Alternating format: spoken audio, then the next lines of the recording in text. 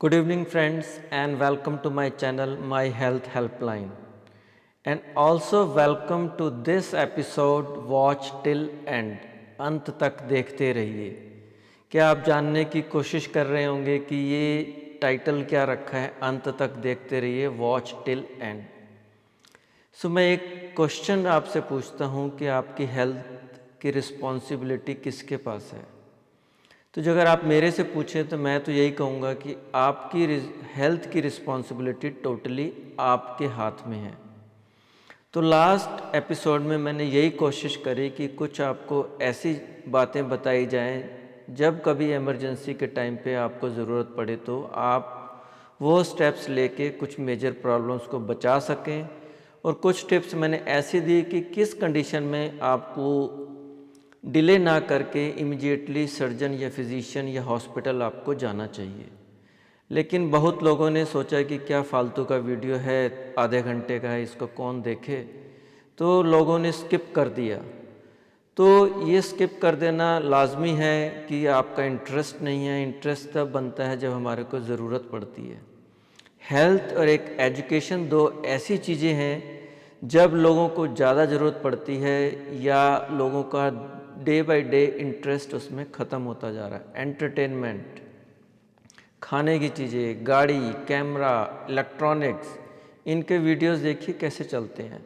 लोगों को उसमें इंटरेस्ट रहता है, लेकिन अल्टीमेटली क्या है, जो अगर आपका इंटरेस्ट उस इन चीज़ों में तब तक बना हुआ है जब तक आपकी हेल्थ अच्छी है। जहाँ आपकी हेल्थ बिगड़ने लगी, आप कभी भी सोचिए, जब आपको कभी फीवर होता है, बीमार पड़ते हैं, तो कुछ आपको अच्छा लगता है। जो म्यूज़िक आपको कल अच्छा लगता था लेकिन वो आपको अच्छा नहीं लग रहा। आपको बाहर घूमना खेलना अच्छा लगता था लेकिन आज आपका वो भी मन नहीं कर रहा। तो इसलिए हेल्दी बॉडी होना एक बहुत ज़रूरी है बाकी चीज़ों को एंजॉय करने के लिए। तो यही सब चीज़ें मैंने आपको बताई थी कि आपके लिए कुछ हेल्पफुल हो, लेकिन आप लोगों ने उसको नेगलेक्ट करके पास ऑन कर दिया। तो चलिए मैं एक बार रिपीट कर देता हूँ इन वेरी शॉर्ट। तो लास्ट टाइम मैंने बताया था कि किस तरह से डायबिटिक पेशेंट्स के अंदर जब वैस्कुलर इन्वॉल्वमेंट हो जाती है, न्यूरोलॉजिकल इन्वॉल्वमेंट हो जाती है, माइनर इंजरी पैर की नेगलेक्ट होती रहती है, जिससे पैर में इन्फेक्शन हो जाता है। क्योंकि उनकी डायबिटिक पेशेंट्स की इम्यूनिटी कम होती है, ब्लड शुगर लेवल ज़्यादा होता है, और ये ब्लड शुगर लेवल बैक्टीरिया के लिए अच्छी डाइट का काम करता है। इम्यूनिटी कम है तो बॉडी रिएक्शन जो है वो कम हो जाते हैं। तो ऐसे के अंदर इन्फेक्शन होता है, डायबिटिक फुट बनता है जिसे हम बोलते हैं। उसके बाद वो इन्फेक्शन डीप चला जाता है। तो जो अगर हम इस तरह की छोटी छोटी चीज़ों को नेगलेक्ट करेंगे तो कई बार पैर काटने की या टांग काटने की और कई बार जान पर भी बन सकती है। दूसरा मैंने बताया था पेरिएनल एब्सेस आपका कई बार जान का खतरा तक बन सकता है। मैंने एक एग्जांपल दिया था कि वॉल्केनो के अंदर जहाँ भी लावा होता है उसको लीस्ट रेजिस्टेंस जहाँ मिलता है वहाँ से वो फट जाता है। उसी तरह बॉडी के अंदर कहीं भी पस होगी तो वो जहाँ उसको लीस्ट रेजिस्टेंस मिलेगा तो वो स्किन हो सकती है या स्किन के नीचे सॉफ्ट टिश्यूज़ या आपका फैटी टिश्यू हो सकता है। तो पेरिएनल एरिया के आसपास की जो स्किन होती है वो थिक होती है और अंदर का जो फैटी टिश्यू होता है काफ़ी सॉफ्ट होता है। तो पस की टेंडेंसी होती है कि ऊपर की तरफ मूव करना इंस्टेड ऑफ बाहर जाके बर्स्ट होना। तो जब तक वो पेशेंट रियलाइज़ करता है वो पस काफ़ी ऊपर तक और काफ़ी सारी पस बन चुकी होती है उस एरिया में।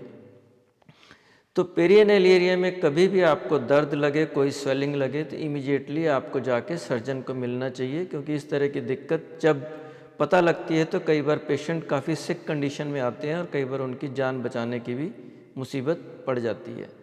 उस हिसाब से जब कभी आपका रोड ट्रैफिक एक्सीडेंट या वैसे कोई एक्सीडेंट या घर में आप गिर जाते हैं तो आपके सिर में चोट लगती है।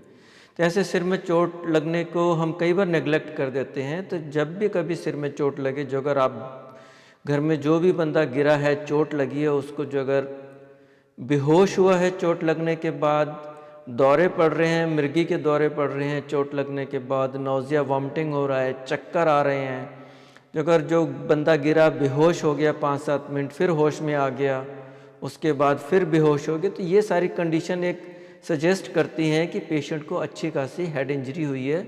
और ऐसे में कभी भी नेगलेक्ट नहीं करना चाहिए। आपको लगना ये नहीं चाहिए कि अब पेशेंट ठीक लग रहा है, चलो कल दिखा लेंगे या शाम को दिखा लेंगे।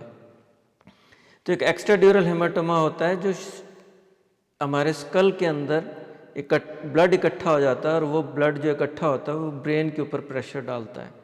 ये एक ऐसी कंडीशन है जिसके अंदर जो अगर टाइमली पता लग जाए और सर्जरी हो जाए, ब्रेन के ऊपर से प्रेशर हट जाए, तो पेशेंट का कोई भी न्यूरोलॉजिकल डेफिसिट नहीं रहता। तो ये कंडीशन कुछ ऐसी हैं जो हमारे को पता होनी चाहिए कि चोट लगने पर या इस तरह की छोटी छोटी दिक्कतें होने पर हमारे को क्या करना है। तो मैंने आपको एक संक्षिप्त में ये बता दिया है। Now you can, if you are interested, you can go and watch the full video. And till then, goodbye and thanks for watching, and in the next video I will talk about diabetic foot। तो उसे miss मत कीजिएगा कि किस तरह की ये सारी प्रोसेस शुरू होती है और कैसे हम इसको अवॉइड कर सकते हैं। Thank you very much once again.